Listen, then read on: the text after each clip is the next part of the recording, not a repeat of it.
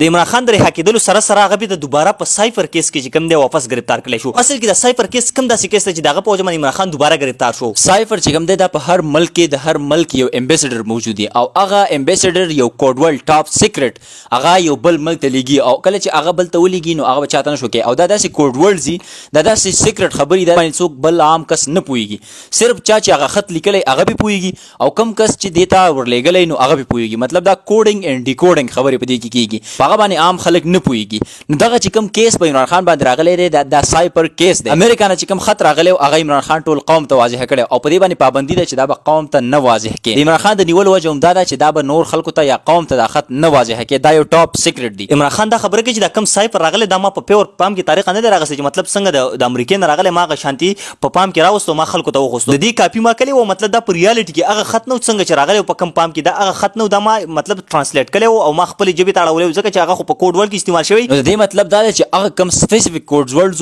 کوم چې هغه الفاظ هغه خلکو ته نه دي شو کړي چې روان وخت کې چرته کې دغه شان میسج راشي نو د کوډ ورډز دا دي هغه کوډ ورډ نه خو صرف او صرف دا غي مطلب خلکو ته خود لې. اوس خلک وایي چې یاره بس خلکو د مطلب نه کار اخلي اصل دغه مطلب خو هغه کوډ ورډز خبره اصل کې چې دا کوډ ورډ بچاته نه خو. نو په دې کې عمران خان دا خبره کوي چې مطلب دا شان د کم کیسونه چې دا مطلب اسی پزول کیسونه دي او تاسو ته خپته را چې عمران خان چې کوم د بیت واپس گرفتار کو او سبای چې کوم د عدالت ته پیشي ده په دغه سایفر کیس کې نو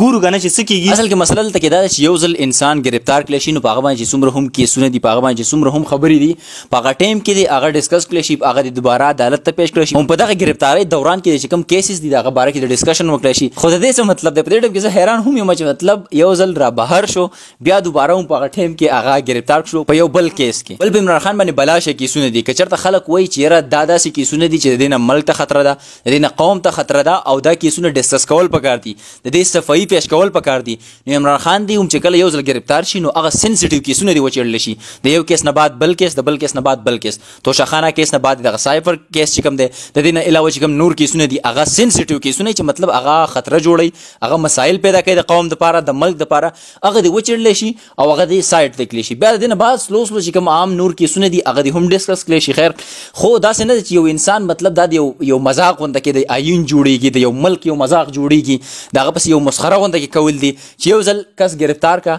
هغه کیس نه رها شو او د هغه کیس نه فوراً بعد دوباره په بل کیس کې ونیول شو. دا صرف او صرف د عمران خان څخه دا خبره نه کوم چې صرف عمران خان پر دا خبره مختص شو. نور داسې کسان ني نور داسې لیډر په هغه باندې کیسونه هغه هم دی راولي دا کیسونه دی ورله ډسکس کی او دغه طریقه باندې ورله کیسونه دغه شي. داسې نه چې اوس نواز شریف په یو کیس کې گیر شو هغه کیس نه رها شو بیا دوباره په لږ ساعت کې بهر د گیټ نه خپم نه دی خو دوباره بیا ونیو بیا په بل کیس کې د گیټ نه بهر شي بیا راونیسي. دا په خپله باندې د ملک د قانون هغه مذاق جوړول دي. بس الله پاک دې هر هغه څه وکړي چې په هغه کې زموږ د ملک دپاره او زموږ د پښتنو دپاره فایدې انشاءالله په بله ویډیو کې ملاوي تر دغه ورمای ساندانش او ما مې درخشا درکړه اجازت د الله په امان.